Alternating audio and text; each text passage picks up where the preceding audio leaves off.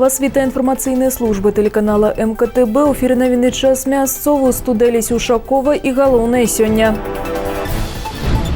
Ацяпляльны сезон без пажараў. Начальник Маладзечынскага ГРАНС наведаў малочна-таварныя фермы. Пешаход азірніся. С пачатку года на тэрыторыі Маладзечынскага района зарэгістравана 35 дарожна-транспартных здарэнняў.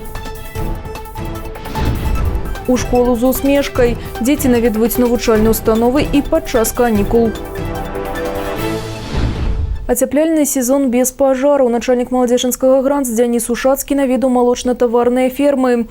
Ён акцэнтаваў увагу работнікаў на абавязковым выкананні правілаў эксплуатацыі цеплогенеруючых установак, іх рамонце і абслугоўванні. Таксама супрацоўнік МНС нагадаў асноўныя прычыны гібелі людзей на пажарах. Курэнне ў пасцелі ў нецвярозым стане ўжо сёлета забрала нямала жыццяў. Дзяніс Ушацкі расказаў пра пажары па прычыне няспраўнасці электрапрыбораў і электраправодкі, правілы карыстання вогнетушыцелем, парэкамендаваў усім устанавіць на тэлефоны мабільны дадатак МНС Беларусі «Дапамога побач» і адказаў на ўсе пытанні прысутных.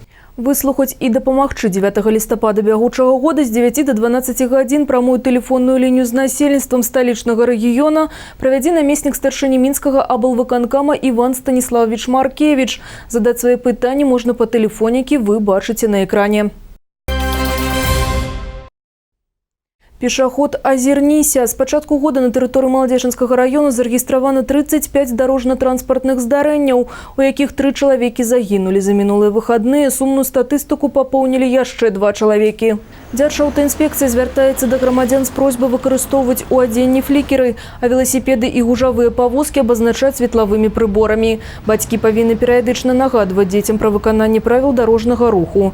Па фактах знаходжання сядзячых, ляжачых ці нецвярозых пешаходаў на праезжай частцы можна паведаміць па тэлефонах 77 16 56 і 102, і, магчыма, ваш званок дапаможа захаваць ім жыццё.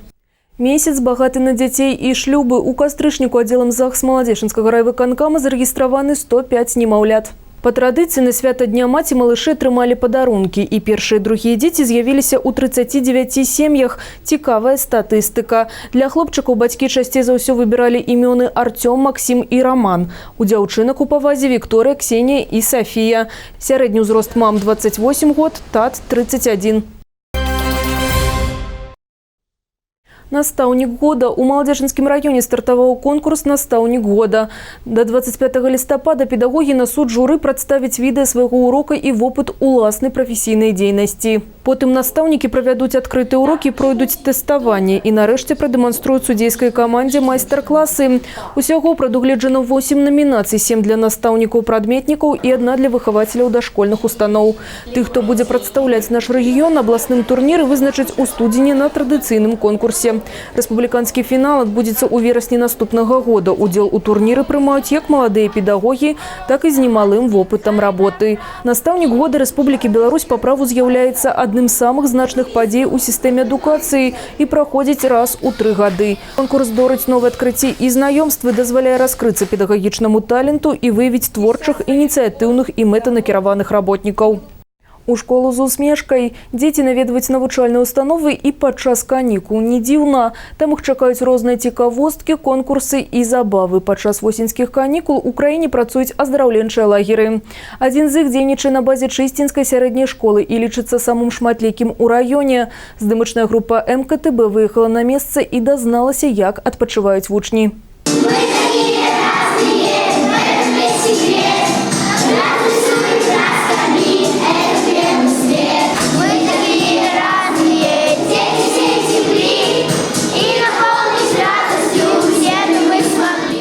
Усмешка. Такую сімвалічную назву мае восеньскі лагер. Зараз школа ў пасёлку Чысць працуе не для таго, каб дзеці вучыліся, а наадварот, каб адпачывалі. Але нягледзячы на гэта, хлопчыкі і дзяўчынкі не марнуюць час, а бавіць яго з карысцю і таксама набываюць новыя веды праз гульні. Напрыклад, у шашкі і шахматы. Інтэлектуальныя баі з удзелам пешак, сланоў і каралёў для пытлівых разумнікаў з разрада цікавага.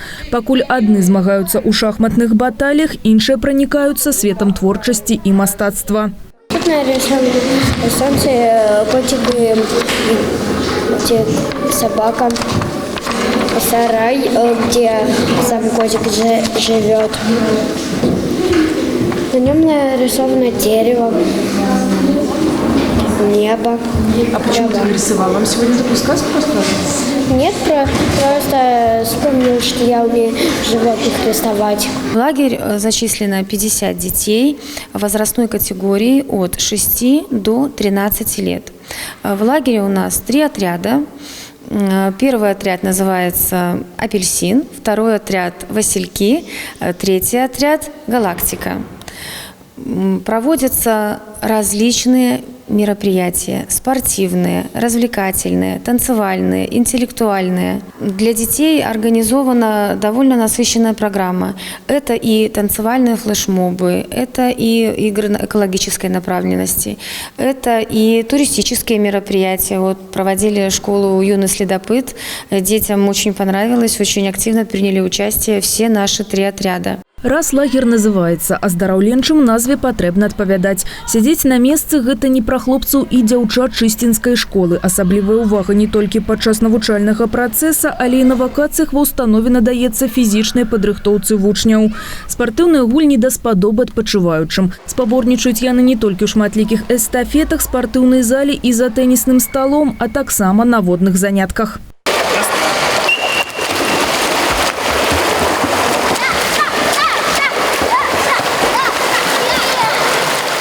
В лагере мы им учебные задания не даем, все-таки каникулы наступили, нужно отдохнуть, повеселиться.